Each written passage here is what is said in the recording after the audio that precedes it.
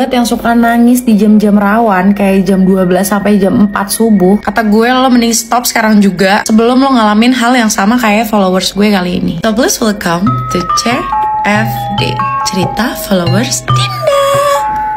Jadi followers gue kali ini kita sebut aja namanya Baila. Baila ini asal Bandung dan saat ini umur Baila itu 25. Kejadiannya ini tuh bermula pada saat Baila umur 15 tahun. Lebih tepatnya pada saat Baila pindah ke Sukabumi untuk melanjutkan jenjang SMA. Di Sukabumi dia tinggal bersama tantenya. Rumahnya menurut gue cukup besar untuk ditinggalin sama tante dan omnya aja. Bayangin aja, rumah 2 lantai dengan 6 kamar dan 2 gudang dilengkapin juga sama musola kecil di lantai 2. Udah kebayang belum segede apa rumahnya? Menurut gue sih cukup besar ya. Apalagi di rumah itu yang nempatin cuma 2 orang. Dan dilalanya tantenya Baila ini gak punya anak. Jadi pastinya seneng banget pas si Baila ini memutuskan untuk melanjutkan SMA di Sukabumi. Dia menempati salah satu kamar dari sekian banyak kamar, dan itu masih di lantai 1.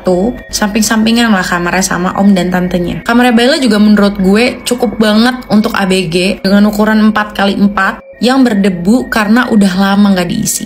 Dan dijadiin tempat penyimpanan barang-barang kecil kayak paket-paket, selimut-selimut baru bekas laundry, dan juga ada TV bekas. Ya semi-semi gudang lah, tapi nggak gudang banget, tinggal diberesin dikit ya udah bisa ditempatin. Kamarnya juga dilengkapi dengan furniture yang dibutuhkan ya sama anak perempuan. Yang nggak disuka dari kamar itu cuma lemari jadul, lemari jati yang jadul gitu. Cuma ya udahlah, it's not a big deal.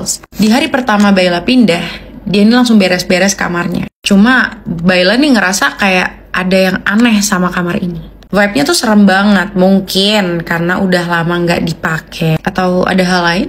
Pas malamnya Baila mau tidur, dia tuh ngerasa kayak gelisah banget, kayak nggak bisa tidur. Padahal si Baila bilang kalau tempat tidurnya ini tuh cukup nyaman harusnya.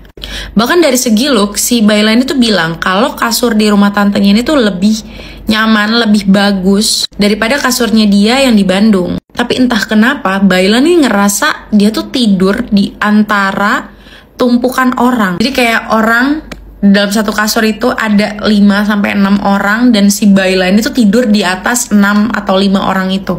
Ngerti kan maksudnya? Dan entah kenapa makin malam itu dia ngerasa kasurnya malah makin keras. Dan di keesokan harinya Baila nih ngerasa badannya itu pada sakit semua. Ada beberapa titik yang dia pegang tuh ngerasanya kayak linu banget. Hari-hari berikutnya sama. Cuma Baila ini tuh ngerasa ada yang beda sama garden belakang rumahnya. Pencahayaannya bagus. Cuma gak tahu kenapa tanamannya pada mati semua.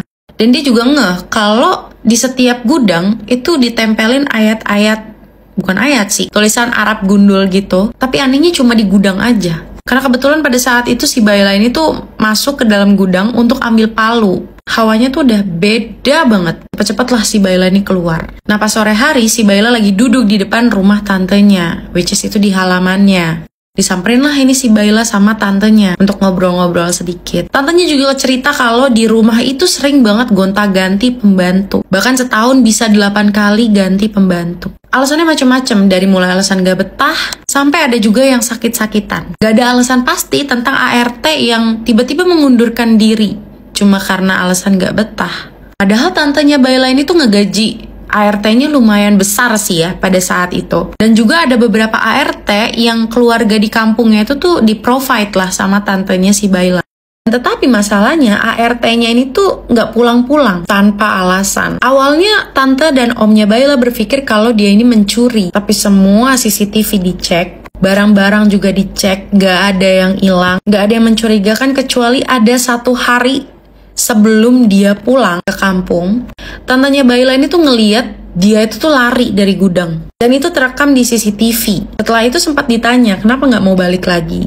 Alasan yang sebenarnya apa? Tapi si ART ini nggak mau jawab jujur, dia cuma bilangnya udah nggak betah aja.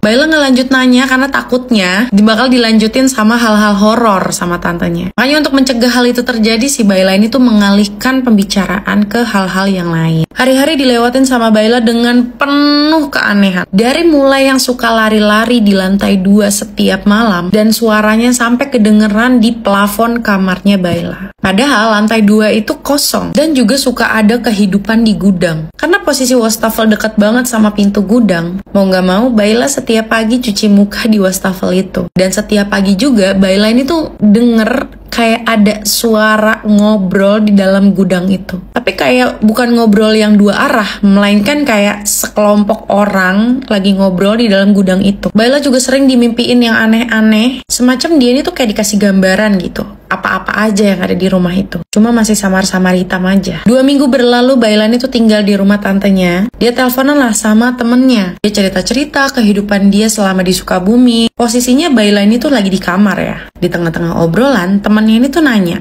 "Rumah kamu rame banget ya lah, berisik banget.